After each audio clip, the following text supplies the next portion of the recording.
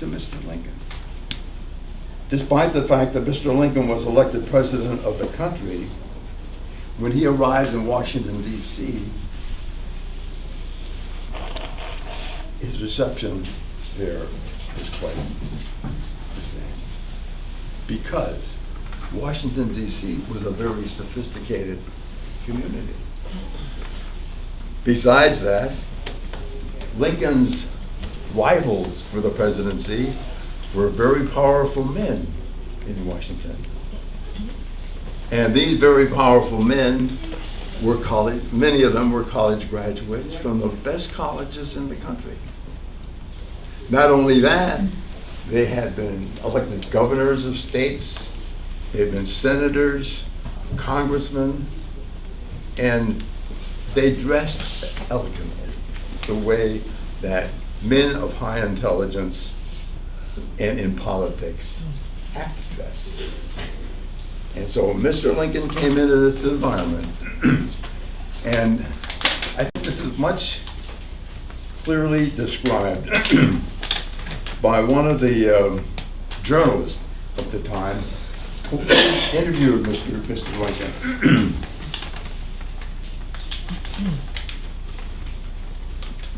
And this is what he said. In contrast, Lincoln was a Western farm boy who had little formal education, as Hal pointed out. He was a rail splitter who had the reputation of being a good wrestler.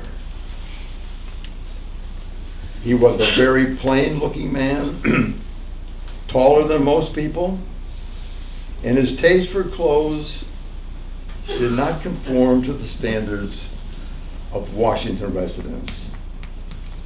Now, how do you think he was greeted? And here's the words that the journalist wrote. He describes his experience the first time meeting Mr. Lincoln. He said, "I went directly to the Lincoln House and rang the bell, which was answered by Lincoln himself.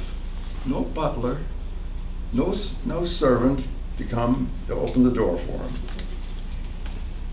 I doubt that I could hide my disappointment when I met him. I doubt that I could hide my disappointment when I met him.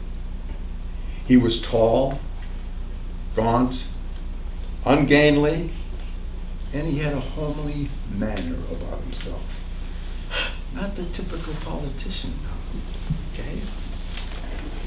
He wore slouchy pants, an open vest, a dress coat with tightly fitting sleeves that exaggerated his long, bony arms. And he displayed an awkwardness that you would not find among men of high intelligence. I confess," he said, "that my heart sank. I remembered that this was the man chosen by a great nation to become the ruler in its greatest period of time." That's frightening.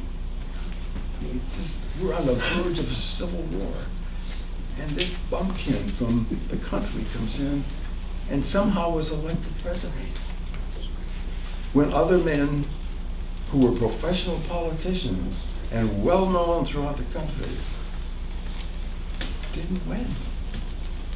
And they, of course, were upset by this. But however, things began to change. And another report was a man who attended the inauguration of the president. And he had almost the same kinds of doubts about this man from the rural area of our country. And he wrote the following. He said that Lincoln delivered his inaugural address as if he had been delivering inaugural addresses all his life. He was strong, clear and earnest, and it announced the coming of a leader of men. Those who belittled him and thought of themselves as being better than him to be qualified as the President of the United States, their voice seemed to be heard of a man born to command. From the hour Abraham Lincoln crossed the threshold of the White House to the hour he went to his death,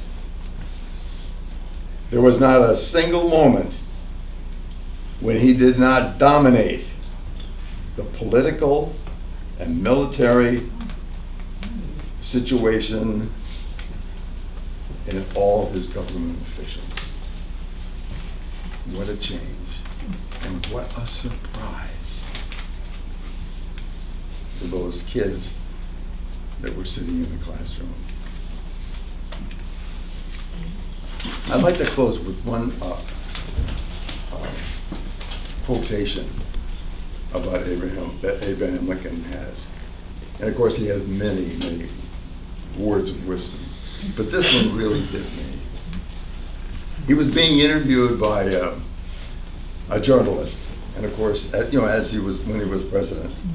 And the journalist said to him, "Mr. Lincoln, what are you going to do with all of your critics and enemies?" And he sat there and thought and thought about it and said, "I'm going to destroy them by making them my friends. I'm going to destroy them by making them my friends." Thank you.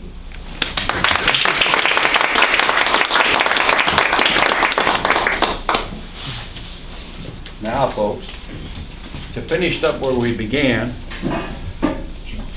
as you know, Abraham Lincoln was the type of man that all the years in his White House, all the years as a lawyer, all the years of the legislature, the man never once ever got mad. And when it came to a time when somebody would confront him about something that you would get angry at, or I would get angry at, Abe Lincoln always had a little antidote. I'd like to tell you about one of those little anecdotes, and this is during a time when he's in Springfield, Illinois, and he's a lawyer. Guy comes busting into his office one day, and he said, "Look, Lincoln, this guy has got my prize pig, and I can't get it back from him." Lincoln sitting there and said, "What do you want me to do about it?" He said, "Go get the pig." He said, "I'm a lawyer. I don't go get your pig. You go down the street, see the constable, tell him go get your pig." "No, I feel better if you went, Mr. Lincoln, because you know how to handle things like that." Yeah, Lincoln hem-hawed, and he said, "Okay." So he gets up, goes out, and of course, back in them days, he rode around on this old mule, so he jumped on the mule, and out he goes to the farmer's place. So when he gets out there, he walks into the farmyard. This dog spot Lincoln walking in the yard.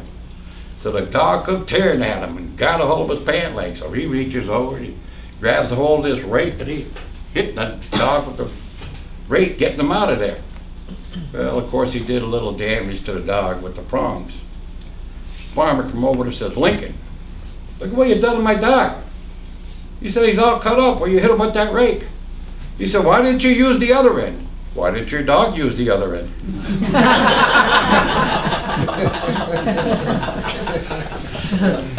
So that's the way Lincoln was. Now, to tell you a little bit more about Mary Lincoln. Mary Lincoln, like I said, she was very wealthy. She came from a rich family. She was born in 1818 and she died in 1882 in her sleep. God bless her, she was one of these people who just couldn't seem to get past what she was, and evidently never learned anything from her husband, who was one of those men that was very kind. As a matter of fact, Lincoln was such a man that during the war that he pardoned more men from crimes that they could have got shot or hung from than any president who ever had in office. Because he felt like simply because a man fell asleep on duty was no reason to hang him. Well, that's the way he was. He was kind, gentle, understanding. Never lost his temper, only one time. This was during the time when they were coming out with the 13th Amendment. And these men got around arguing, some of his cabinet members. And he was sitting in his chair, and he stood up and he raised his hand up, brought it down, smacked the top of the table. Everybody got quiet. That's all he wanted, just everybody get quiet. He didn't holler, he didn't shout, he didn't do nothing. Just slammed his hand. That's the kind of man Lincoln was. He was that way. Understanding. His wife used to get on his nerves, Mary would get on anybody's nerves. But he always dealt with her in a subtle way. He just walked off. In other words, he walked off many times with her still shouting while he was walking off. And the other thing is that most people don't know about Mary Lincoln is that she always kept him all the time that he was in office. She kept him in debt. She owed seamstress up in New York thousands and thousands of dollars that Lincoln had to pay off. And that's the way she was. But sadly enough, she didn't like many people. He invited generals and their wives over for dinner, and they would come over there, but she would never come to the table because she didn't like them. They didn't like the general or didn't like his wife, one or the other. She was a very strange person. Very strange. Even so that when her son, Robert, wanted to go into the military, she went crazy. She wouldn't allow it until Abraham Lincoln secured him a place on General Grant's staff so that he wouldn't get hurt out on the battlefield. And that always bothered Robert. Robert never forgave her for that. So she was kind of a sad person, but the thing about it is that I guess in some ways Abe liked her, stayed married to her. I'm not sure he loved her very much, because she stayed by his side all the time, and he was always by her side. So those are the kind of things that you learn about Abraham Lincoln. And if you look over there in the desk over there, there's a picture of Mary Lincoln, and there's a little swatch cloth. That little swatch of cloth actually came from her mourning dress. And back then, when you were a widow of a man, it made no difference who it was. He could be rich, poor, whatever. You mourned him for a whole year. Did you know that? It ain't like today, you know. Like the thing today is your husband could die tomorrow, and 2 weeks from now you get married. And you don't wear no mourning clothes. As a matter of fact, nobody even know you were ever married. But that's what they do today. Back then they didn't do it. Kind of cute, eh? I think that was neat. I'd love to see my wife walking around in black for a whole year. Well, that's the truth, isn't it? I mean, think about it. I mean, and they now, don't misunderstand me. They didn't have to wear a complete black. They could wear a black blouse, or they could wear a white blouse, but it had to be a black skirt. They had to do it for a year. And that's the truth. But I will tell you one thing, though. My uncle, he was in the 17th Pennsylvania Cavalry. He went through the whole war and he come home, 1865. He married, had 4 children.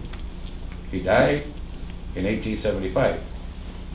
And his wife married 6 months later. Whether she wore black or not, I have no idea. But anyway, maybe some people didn't make any difference. Now I want to get back to the things that I talked to you about before. How are you doing, young man? Good. How many sons did Lincoln have? 4. 4. Very good. What were their names? Ted, Robert, Edward, and William. How about that? All right. Who else knows that? Nobody. Oh, here. Okay, so there's 2 of you, right?